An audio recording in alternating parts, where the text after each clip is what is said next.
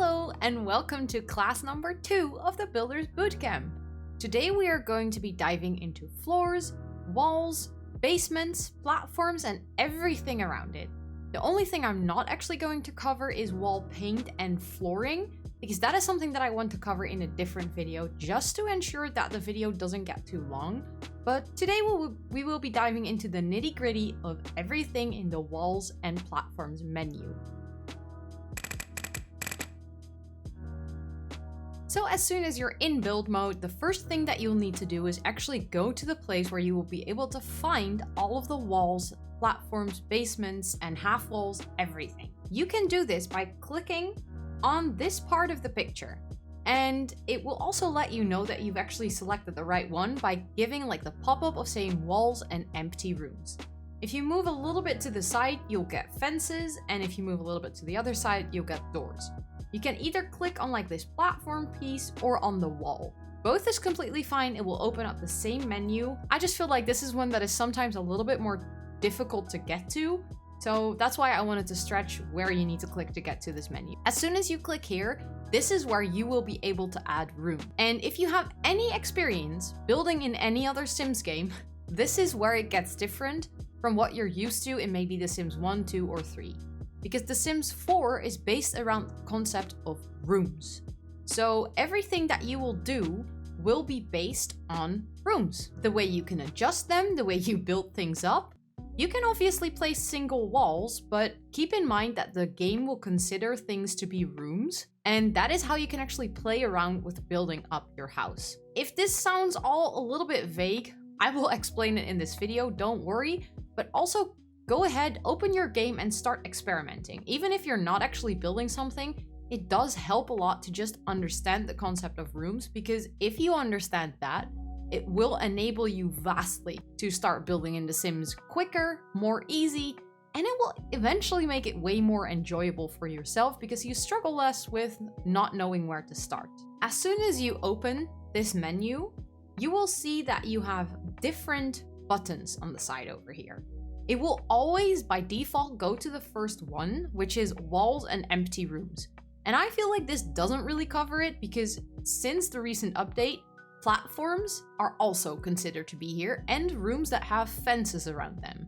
So basically this is just, one of those things where they just throw everything together and it's up to you to find out which one you need. The second one is half walls. I will dive into the difference of walls and half walls in this video as well. Then we have half wall trims, which is kind of what it is. It's a trim for on your half wall.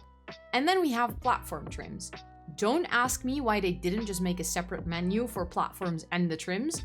They decided to add the platforms in the upper one and then the platform trims in a new menu. Sometimes it doesn't make sense and you just gotta work your way around it. So first up, we have the wall tool. And actually the wall tool comes in 3 different variants that I would like to show you. The first one is one where you can just draw a wall. You can quite literally go nuts with this. You can draw horizontal walls, you can draw straight walls, you can draw a very short one. You can draw one that goes all the way across the lot. Whatever floats your boat, everything is possible. When you draw a wall, there are actually 2 ways to get rid of it again. The easiest way to use for anything in the game to get rid of it is the sledgehammer. You can just select it and you can actually delete it piece by piece, or click it and then drag it over to delete multiple things at the same time. However, sometimes when you draw a wall, you actually have the wall tool selected, so you draw something and you realize, it's not really good, and you don't want to go all the way over here, selecting the sledgehammer and then coming back. What you can actually do is just press Control on your keyboard, and as you can see, the symbol above the white arrow changes. It adds a little cross to it. As soon as you then click and drag, it actually shows you a yellow line indicating that you are deleting that part of the wall. So if you hold Control on your keyboard, you can actually delete the wall again. It's that easy. The second one is the room tool. And this is where it gets interesting, because as soon as 4 walls touch on the corners, the game will start to consider it to be a room. So instead of doing that, then that, then that, and then closing it off, as you can see, the game also puts like a green square around it. Now it's a room. You will see that it darkens up on the inside, And there's actually a floor inside now as well. If you don't want to do it like that because drawing all the walls separately takes a very long time, you can also grab the room tool, click, and then drag. You can make it very long, very wide, very big, very small. This is all up to you. Just know that as soon as you let go of your click, it will place a room. Pro tip number 1, if you place a room and you think, that's just slightly too big, I just want to change it one tile, click on the room, you will see a bunch of arrows appear on the side. I'm going to dive into all of these in this video, but the first one I wanted to show you is the arrows on the side. It's actually also on this side, it's like kind of behind the menu, but each side has its own arrow, and if you click and drag, you can actually pull it out or pull it back in to make the room smaller. Knowing this and actually using the arrows will save you a ton of time of trying to draw the room like in the perfect way from the get-go, because this way you can just adjust whatever you feel like is necessary. And then there is one last way to draw walls or draw rooms, and that is a custom room tool. This is one that I would advise you to use if you're like more a pro builder and you've built a lot in The Sims and you just want to speed up your workflow a little bit. This way you can click and then literally it drags automatically. I'm not holding my mouse right now. And then until you're at the next point, you can click again. And then you can move over, click again. Maybe you want to do a part diagonal, click again, click again, click again. And if you double click on the last point, so it's like literally now I'm on the last point, so I can either draw, or you can see that the dot is also changing to green. I can click again and that's when it places the wall. As you can see, this is not closed off. It's not a room. If I want to make this a room, I will have to draw the last wall. As you can see, I cannot draw it directly. So I go here, go there, and then I click, and then the game makes it into a room. Again, I'm stressing it. I cannot stress it enough. Rooms is how The Sims 4 works. So if you ever run into any issues of outdoor lighting coming in, Sims just walking through a wall somewhere, maybe roofing not clicking correctly, it's usually because The Sims doesn't consider that thing that you built to be a room. It's a little bit iffy sometimes, so you feel like you've placed 4 walls, they are connecting, and for some reason it's still not a room. Just grab this tool and draw over the wall real quick. It saves you a lot of time and hassle to redo your entire build. So this is actually a very good one if you're struggling to get something into a room or the game to consider it a room. Just grab this one and use it. Good example, the game isn't connecting these 4 walls right now. So as you can see, this is the difference between 4 walls that the game for some reason does not consider to be a room. Probably because there is a platform in here. So the game's like, I don't understand what is going on here. And that is what it looks like when they're not connected. And this is what it looks like when they are connected. So that is the difference that, it happens sometimes. The game is not perfect, unfortunately. From walls, we're actually moving into platforms. And platforms was something that was added with the Snowy Escape update, I think a year ago. But this allows you to have multiple levels of flooring in the game. This is something new. We didn't have this before. It allows you to do split levels in houses as well. It allows you to do custom stairs. It's actually a tool that enables a lot of creativity in The Sims, but at the same time, it is quite difficult to understand, but because it's very similar to a room, but it's also different. And that is what makes it slightly confusing. So if you build a platform, you can see immediately that there's like a little step up on the platform. If you select it, there are 2 things you can do to make this taller. As soon as you grab the middle arrow, and you can also do this on a room, it adds a foundation underneath the platform. So if we have a room, let's say we drag one out here, we can select that same arrow and drag it up. See? So it adds a foundation beneath it. However, if you want to make the platform higher, you need to use these 2 arrows. So if you click up, as you can see, it gets higher and higher. So let's say you want to do 2 separate levels. You can actually make this a little bit smaller. You can copy it and see what I did there. I will show you again. You can click it, and if you select this one, remember how I showed the eyedropper tool in the first episode? That only works on items in the game. So if you want to duplicate one of the building structures, you select it and you actually say copy. You copy it, you can place it right next to it, I would say do not place it directly next to it, because then the game, I can show you real quick, it merges it into one room again. So again, room concept, as soon as you combine two building blocks, it will think that it is one room. So I would say keep it separate. You can maybe, make this a little bit lower and then connect the two.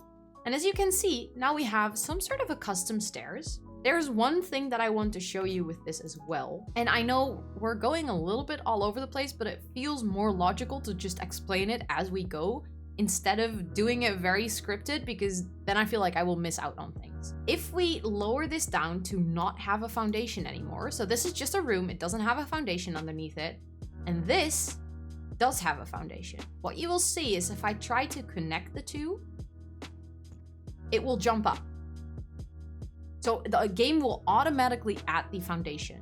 And this is the struggle that we had before we had platforms. You are not able to connect two buildings that have a different height of foundation. So the game will either not allow you to put them together, or it will change the height of the foundation on one of the two. This could be very frustrating when you try to create split level builds, or if you wanted to do like a garage that was on the ground floor, but then a house that had like a step up. That wasn't possible until platforms came out.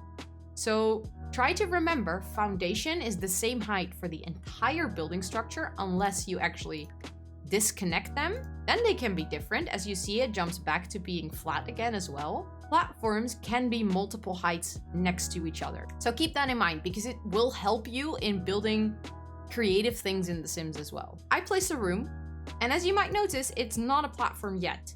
If I drag it up, it becomes a foundation. So that's also not really helpful. So if you didn't use the platform tool, like so, but you actually created a room, but you decide that you want a platform anyways, you can still click those arrows and it will make it into a platform. So please remember, any piece of room or flooring can always be made into a platform. Then moving from platforms, we are going to the basement tool. And it is kind of what it says. It allows you to add a basement. You do not need to have a house on top to be able to add a basement underneath. You can just select the tool and just draw. And as you can see, it is actually drawing something because it's indicating it with the green line, but you don't actually see anything. As soon as I let go, you feel like, wait, where did it go? Just go up here to your arrow key, go down, and you'll see that there is now a room underneath. Maybe you want to add a double layered basement. You can actually just select the basement tool again and just draw underneath this as well. So you can actually do multiple levels of basement. Another way to do basement is the same as we did with the walls, and that is to select the custom basement. With this, you can actually, like I said, you can draw the shape that you want. And as soon as you connect it, like closing off the walls, and you click it, it has made a basement for you that looks like that. You can also actually select the basement on this level, but then again, like I said, it will add a basement to the basement. So it will add on the level below. So remember that with the basement tool, it always builds on the level underneath. I know it looks like we're not nearly done with this section, but actually I've explained everything that you can find here, because the rest is just pre-made versions of the things that I showed you earlier. So you can quickly add a diagonal or like a triangle shaped room. You can quickly add a square. You can quickly add an L shape. You can even quickly add a hexagon room. The same goes for with the platforms. So we have platforms that you can place. This just speeds up your building process whenever you're building into Sims and you've done it a ton of times. It just sometimes helps to quickly grab a platform instead of selecting the platform tool, dragging it out like that. So it's just a way to help you. But actually only these first few are the tools that you will actually be using. The rest is just a repetition of what is already there. I want to give a quick disclaimer on rooms on a diagonal, because this is something that I will definitely explain during the episode on stairs. But I already want to mention it now before you get all excited, you start building something and you find out that you cannot add stairs on a diagonal. Because it's frustrating. I do not know why it's not possible, but if you have something on a diagonal, you will not be able to place the stairs on a diagonal as well. So the stairs will always be off in the build unless you have a part that is actually not diagonal and you can add it over there. Just keep it in mind. If you're like, I have no idea what you're talking about, Rosanna, don't worry. Just wait until you have the episode with the stairs as well, and you will be able to understand single thing I'm saying already. But if you're a little bit of an experienced builder and you're still watching this video, know that you cannot add stairs to a diagonal. It's sad, but it's true. Then there's one last thing that I wanted to show you guys on this section, and that is actually the flat square or the flat shapes, as I call them. Because this is very, very useful in The Sims as well. If you place it, as you can see, if I click it, the game considers it to be a room, but it doesn't have any walls. So this is perfect for, let's say you want to add maybe a patio in the garden, or maybe you want to add a roof, like a flat roof. These are the pieces that you would use. They also work very, very well if the game glitches and there's like a piece of room missing somewhere. Just grab this and it will help you out to fix it. It's like a plaster that you can put on basically everything in the game. As said before, you can also raise and actually lower this as well. This is something I haven't showed yet. If you grab these arrows, you can not only raise it up to give it a foundation, you can also drag it down to move it into the floor without making it a basement. These room shapes come in all kinds of different shapes as well, so actually it's just the same ones that we already have as actual rooms, but then in flat shapes, with the exception of the round one. So this is something that we haven't seen in the room shape just yet, simply because The Sims cannot do round walls. So we can do walls on a diagonal, but we cannot do round walls. So you will also see that if I try to put a wall around this, it won't let me, because the game knows that the room is circled, but it won't let me place a wall there. So just keep this in mind. You can do beautifully round pieces, but you will not be able to add a wall. I hear you ask, but Rosanna, then why is there a round piece in the game if I cannot add a round wall? This is where we get into the part about rooms with fencing around it, because fences can actually be placed on a round corner. I'm gonna do like a little side quest here and click on the fences in the menu down below. I'm gonna select a beautiful fence and show you that you can actually add fencing on a round part.